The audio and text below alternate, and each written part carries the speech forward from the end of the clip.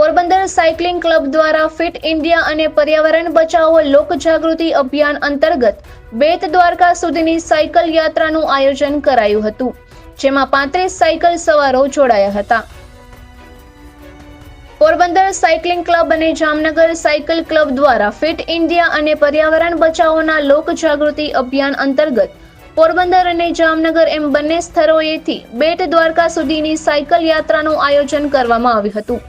આ પ્રવાસમાં પોરબંદરના 35 જેટલા સાયકલ રાઇડર્સે પોરબંદર બેટ પોરબંદર એમ કુલ 305 કિલોમીટર અને જામનગરના 20 સાયકલ રાઇડર્સે બપોરે 3 વાગ્યાથી લઈને રાત્રે 3 વાગ્યા સુધીના સમયમાં જામનગરથી બેટ સુધી 155 કિલોમીટરની સાયકલ યાત્રા કરી હતી.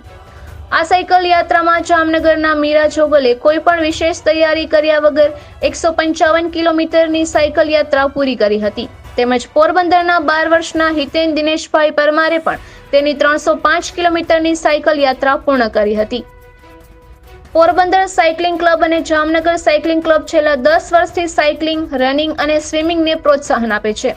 આ સાયકલિંગની ટીમો આટલી બધી લાંબી સાયકલ યાત્રા કરીને સુદર્શન સેતુ સાયકલથી પાર કરવા વાળી પહેલી ટીમ બની ગઈ છે. સાયકલ યાત્રામાં જોડાયેલા લોકોએ એવો સંદેશો આપ્યો હતો કે રોજિંદા જીવનમાં ઘરથી બજાર, દુકાન કે ઓફિસ જવા માટે સાયકલનો ઉપયોગ કરીને શરીરની તંદુરસ્તી જાળવીએ, પર્યાવરણને બચાવીએ અને સાથે ઈંધણનો ખર્ચ પણ બચાવીએ. ટીમને શહેરીજનોએ પણ બિરદાવી છે. નિપુલ પોપટ, પોરબંદર ટાઈમ્સ.